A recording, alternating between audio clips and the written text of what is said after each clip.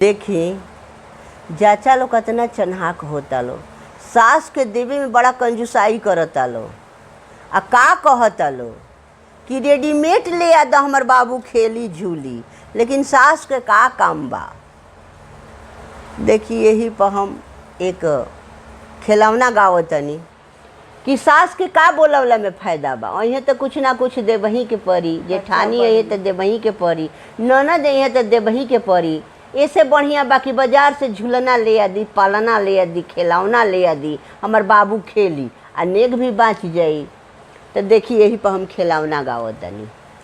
अरे मोरे सजनवा रे, मोरे बलमुआ रे, लालन जी के पालना रे ले आओ। मोरे सजनवा रे, लालन जी के पालना रे ले आओ। मोरे सजनवा रे, मोरे बलमुआ रे, लालन जी के पालना रे ले आओ। मोरे सजनवा रे, लालन जी के पालना रे ले आओ। ससुरनी आई देता जगाई, सासुरनी आई देता जगाई, देता जगाई निग मांगे, देता जगाई निग मांगे।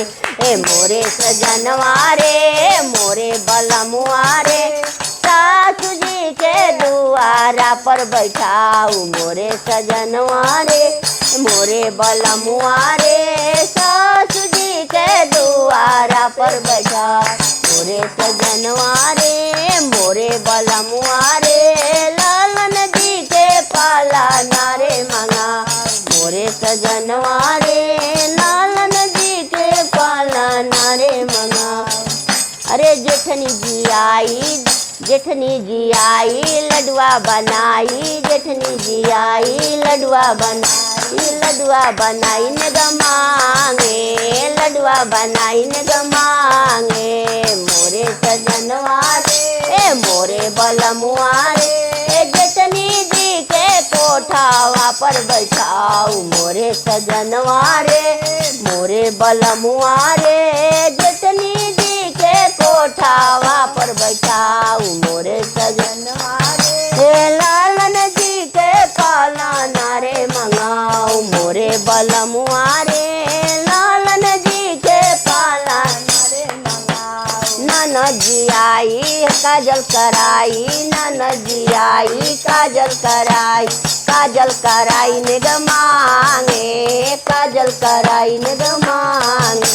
ए मोरे सजनवा रे, मोरे बलमुआ रे, ननद जी के ससुरा में भगाऊ। मोरे सजनवा रे, मोरे बलमुआ रे, ननद जी के ससुरा में भगाऊ। मोरे सजनवा रे, लालन जी के पालना रे मंगाऊ। मोरे सजनवा रे, लालन जी के पालना रे मंगाऊ। मोरे सजनवा रे, लालन जी के पालना रे मंगाऊ। अरे देवर जी आए बंसी बजाए, देवर जी आए बंसी बजाए, बंसी बजाई निग मांगे, बंसी बजाई